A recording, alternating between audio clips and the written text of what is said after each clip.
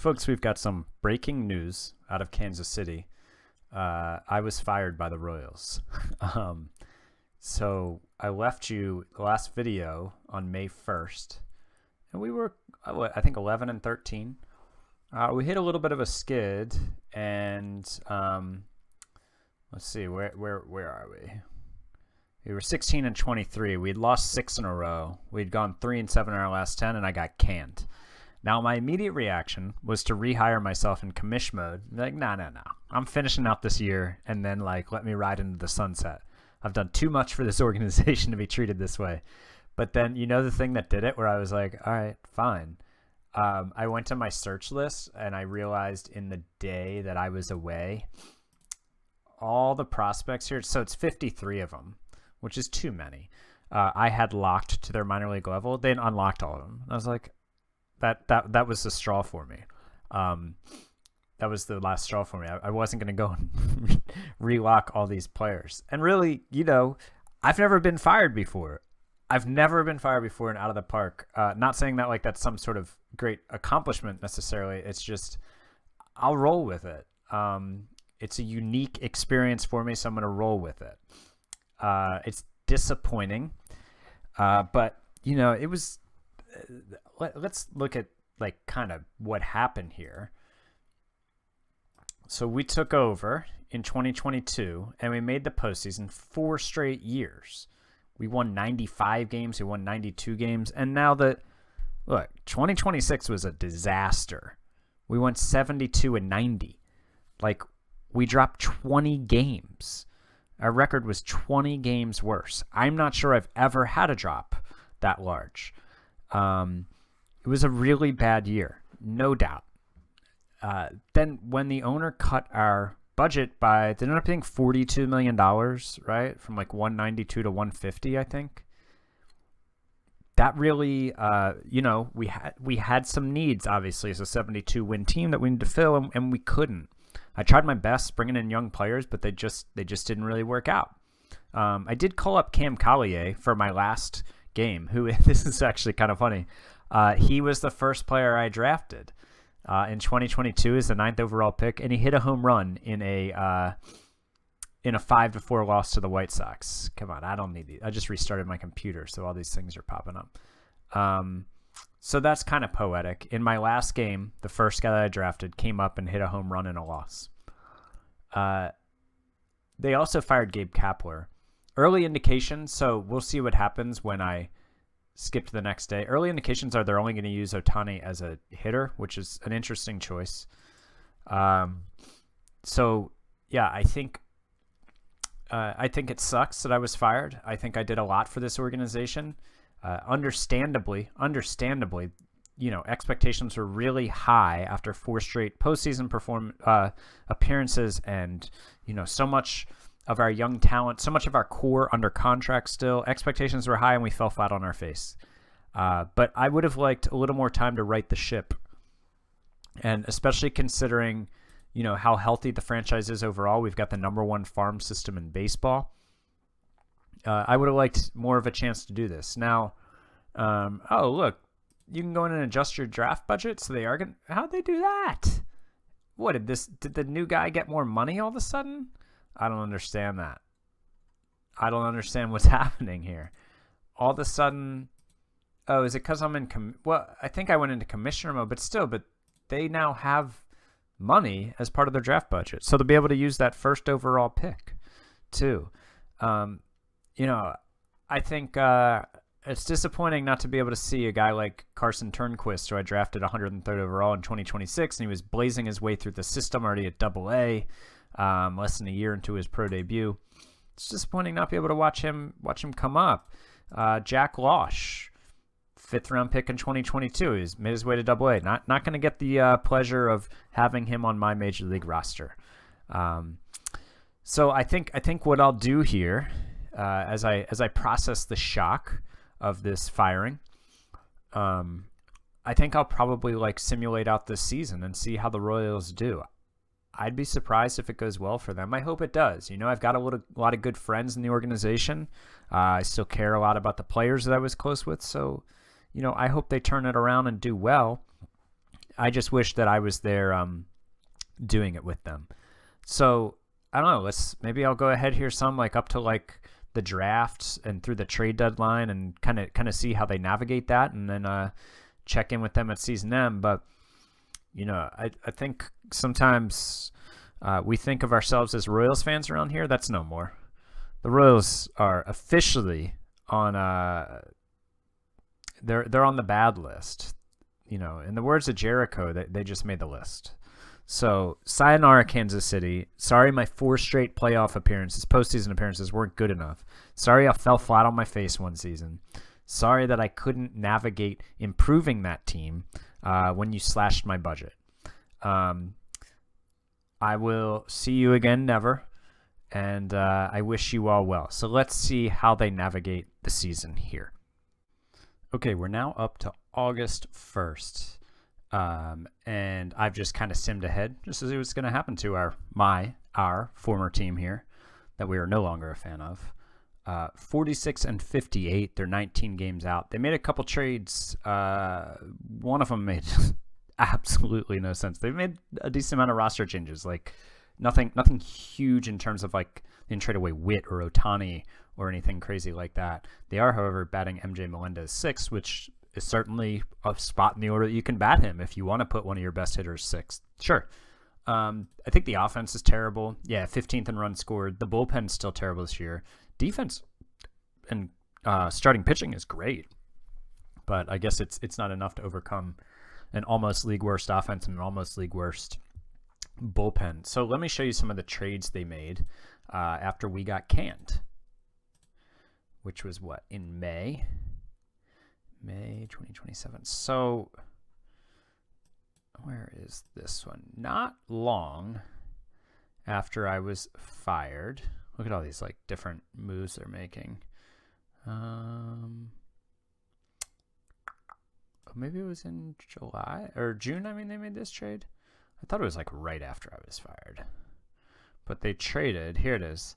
They really just decided to step out and say the old era is over, and they traded Cam Collier to the Angels. This, of course, being the dude who I drafted first, and he had gotten 44 plate appearances and only put up a 178 WRC plus. So certainly a team that's struggling with offense. I can see why they need to get him the heck out of here.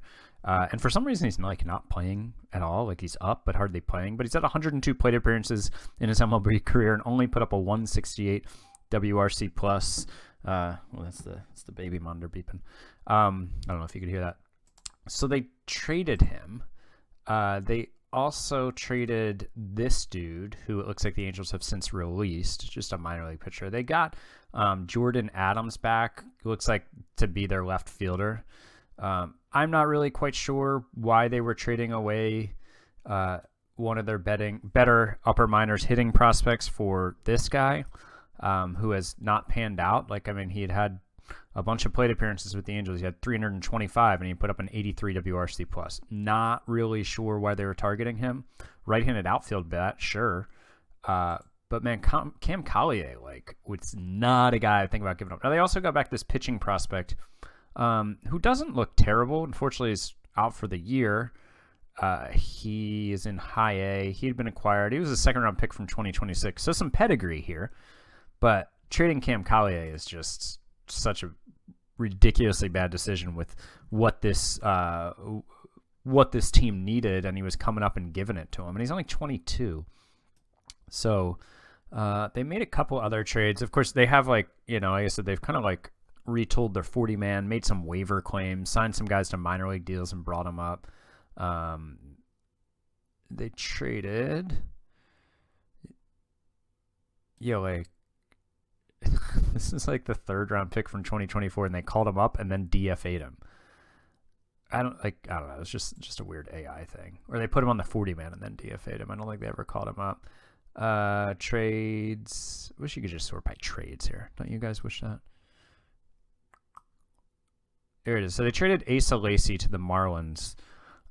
Another trade I just don't get. Like, they're going to be losing Brady Singer after the season to free agency, and Lacy was under team control for 2 more years, estimated to make 4.83. He had pitched really pretty decently in 82 innings, a 1.6 WAR. He was a good like number 3 starter and under team control for another couple of years, 2 more years. So cost control. Certainly this team has some starting pitching depth, but I don't know. So I guess they wanted to try to fill the second base hole with Jose Devers, who had, he's got a 79 WRC plus in 362 games. I don't really see how this guy is going to fix that, but maybe being in this ballpark is going to help him. He's striking out a ton and walking less, but he's got a 99 WRC plus in 38 plate appearances. They also did get back this guy, Juan Robinson, who looks like one heck of a prospect, but is way far away. He was a 4th-round pick in 2026, so they've gotten back a couple high-round picks from 2026 who look like decent players. Was this guy... let's go ahead and accept the risk there. So this guy looks pretty decent even when he's drafted. Oh, right, this is all OSA. I can't look at my scout because I don't have a scout. And then, they kind of like committed a bit to the rebuild here, where they traded Will Klein away. The guy who's kind of, I guess the main closer I had in my sim. I'm fine with trading away closers when they have value. He'd had a bad year for me,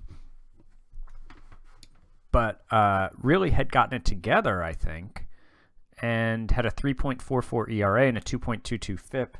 So, when you have one of the worst bullpens in the league and then you trade away a guy who has, I think he had 2 more years of club control and he was kind of your best reliever, you're kind of like committing to the rebuild at that point. And it does say they're rebuilding, like their team strategy or whatever that's called. But they got back 3 pieces. I think this is a good arm. Robbie Snelling, 23-year-old starter who he's on the major league roster now. He's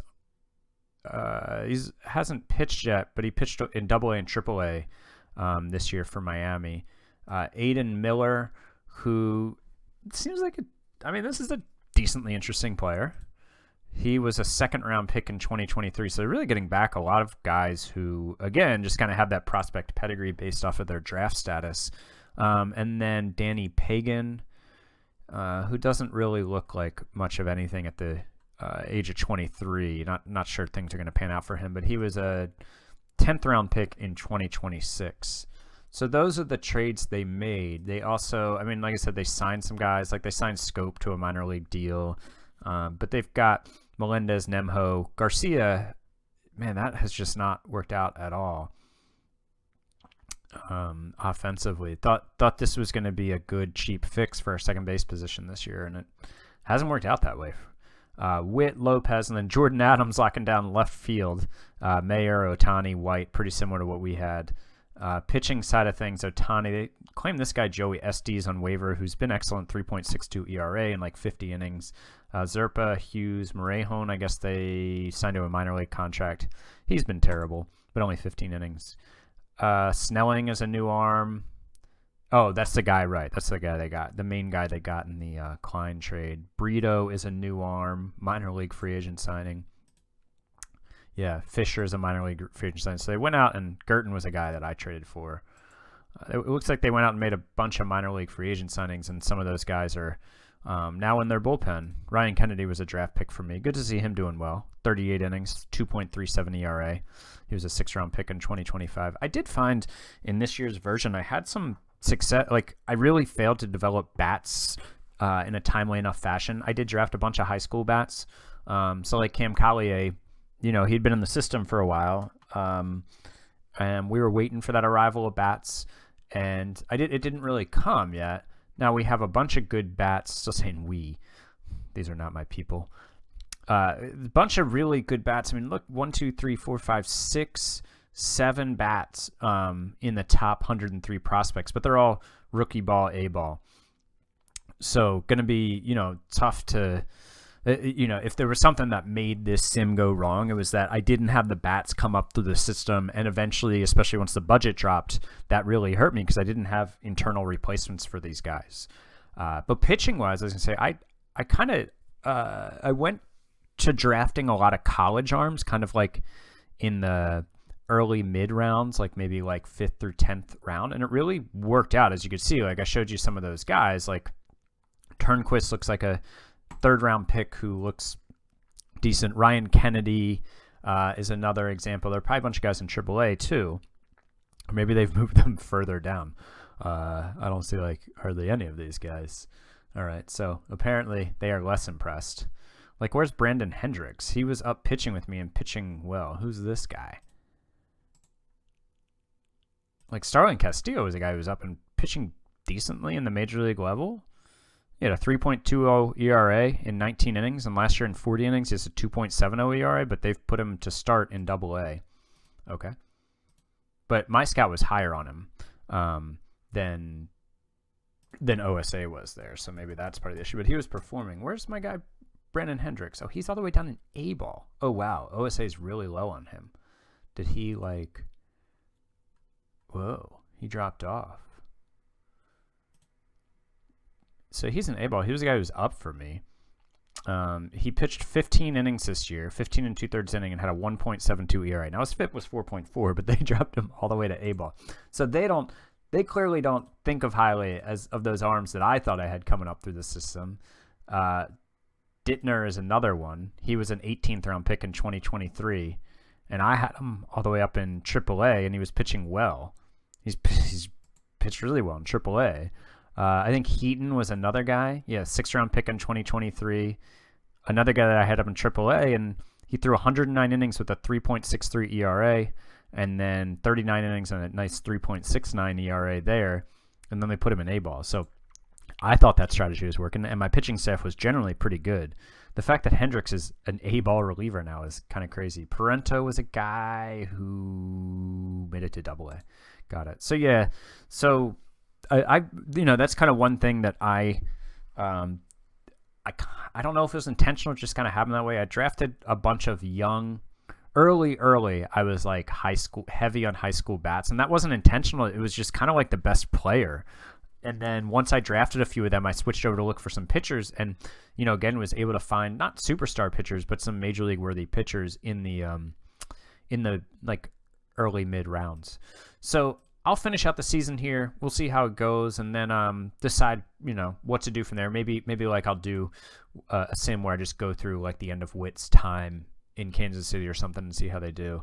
Or maybe I should take over as GM of who would be the biggest rival here. I don't know. Maybe it's St. Louis now that they're in the same league, but they won a World Series recently. Maybe take over like the team that if the Twins finish behind them in the division, take over the Twins and like trade for Bobby Witt and try to win a World Series. No, I'm not going to do that. But wow, this team is bad. So yeah, they need to put some talent around this dude here, the home run king. All right, so we'll go ahead and see how they do through the end of the season. And then maybe the team is going to look a lot different next year, I'd say, considering their budget's going to go down to 130. They're losing Lopez and Singer. Maybe they're going to trade away some other talent. We'll see. But this team is the future does not look bright at this point until these guys down in rookie and A-ball come up maybe in a couple of years. All right, let's check the rest of the season now. Well, the Royals had quite the comeback in August and September. They finished 81 and 81, still 6 games out of a postseason spot. But yeah, they went 16 and 13 in August, 16 and 10 in September, and 3 and 0 in October. Man, starters ERA was first, zone rating and defensive efficiency first. Bullpen ended up 13th, and those ERAs are really good. Runs scored, they were 14th. Ended up 11th in slug. That's not terrible. 7th in hits, 8th in batting average. So how did they do it? Well, sorted by WRC Plus, it was like, Ohtani, Melendez, Witt, Lopez all played really well. Buelvis, I mean, that's a league average player. That'll play. After that, it wasn't as good. TJ White, Nemho were just kind of, just below league average. Didn't do much with the glove either. Jordan Adams wasn't good. RJ Mayer, the center fielder, put up 2.3 WAR with just a 770 WRC plus. So he was really good defensively. Alec Marsha's back. Yeah, they've just dumped everybody on the 40-man onto the. Wait, how'd they get Jesus Luzardo? Claimed on waivers. Wait. Hold on. Is he like a free? Oh, he's a free agent. So they put him on waivers, I guess, to clear their 40 man. He put up 3 WAR for the Giants. It's like, why is this dude on waivers? But it was because at the end of the season. So WAR-wise for pitchers, Ohtani, man, what a season. 4.1 pitching WAR. What did he have? Batter WAR? 3.1. 124 WRC plus. I think that should be higher. Was his fielding poor? I mean, it wasn't like awful. Interesting. Okay. And then who else did we have here? Well, Luzardo was not on the team. Singer had another nice season. He's going to free agency. Zerpa, solid starter. ST's worked out well. The guy they signed. Luke Murphy did well. Wait, why did Carraway only throw 16 innings? Did they send him down? Oh my God. So this is crazy. So he threw 78 innings for me as a Rule 5 pick and put up a 2.87 ERA, 2.96 FIP. For me, he pitched 23 innings, 1.96 ERA, 2.93 FIP, and then they demoted him to AAA. Whatever, man. Like, hey, you guys finished 500. I was terrible. I guess I can't talk badly about it, huh? But just getting Marsh back next year should help the rotation a ton. Where's the I can show you what happened in the postseason here. The Rockies won the World Series over the Yankees in 7 games. How? Why? Good question. Oh, old friend Kyle Isbell was there, putting up 2 WAR. Whoa, Kyle Isbell went and had some really good seasons for them. Meanwhile, I floundered without a left fielder and got fired. This guy's a beast, Jesse Franklin.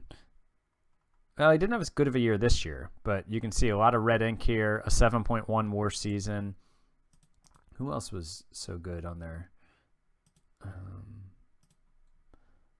offense? Will Taylor, who was 5th overall in 2024 and has become a really good hitter. Christian Franklin is just part-time. Veen, this dude. Ty France is there. Who's their pitching staff? Who's that guy? Just a random guy. Spencer Howard. Who's this closer? Oh. Man, if he can not walk people, he looks great. So they were, of course, first in runs scored. Of course, 14th in runs allowed. Terrible fielding. But that's who won it. And then just like standout player-wise, the AL batter war leaders was Soto, Marcelo Mayer, and Ruiz. And the pitcher war leaders were Xavier Curry. Who's this? I don't know if I'm familiar with him. 7th round pick of Cleveland in real life in 2019. Okay. Maybe he's up with them now in real life. I don't know. Pearson, and then McCambly in Miami, who was a 3rd round pick of 2020 in real life. And then over on the NL, Tatis Alexander Suarez, who was a international free agent signing for the Giants in real life in 2018. And then Mike Trout, still putting up 6.6 WAR. So he's just still been killing it, huh? Oh, yeah. Wow. Yeah, he's absolutely killing it. He's up to 520 career home runs. He's over 2,000 hits. He's 35, still got a couple years on his contract left and still playing well. And then pitching-wise, Cole McDonald, who's been great in this sim for Houston, and then Lucas Giolito with the White Sox, and then Shohei Ohtani. Cool. All right, so I think from here, I think I'll do an episode where I just like sim maybe like through the end of Witt's time in Kansas City or through the end of this contract, whichever comes first. Like if he resigns a 10-year extension, I'm probably not going to go forward another 10 years, but just to kind of get some closure here for his era, because he is starting to appear on some of the batting leaders. I think like WAR, he's up there. Melendez is also on some of these. Like Melendez is 5th all time in slugging for career. Witt's not on there. And WAR, Bobby Witt's up to 3rd. He's going to have to really step on the gas here to catch Otis. I don't think there's any chance he catches George Brett unless he plays for a long, long time. Melendez is 7th in WAR. And I think they're on a couple of like the home runs or doubles, maybe. I was looking at this recently. Bobby Witt Jr. is now 10th in home runs in franchise history. Is Melendez there? Oh yeah, Melendez is 8th. Cool. So yeah, so some interesting things there to keep an eye on. But that's all for this episode. That's all for the 2027 season. We'll see how the Royals do through the rest of this sim, and then maybe look at the rest of the league a little bit too. Thanks for watching, and talk to you guys in the next video. Bye.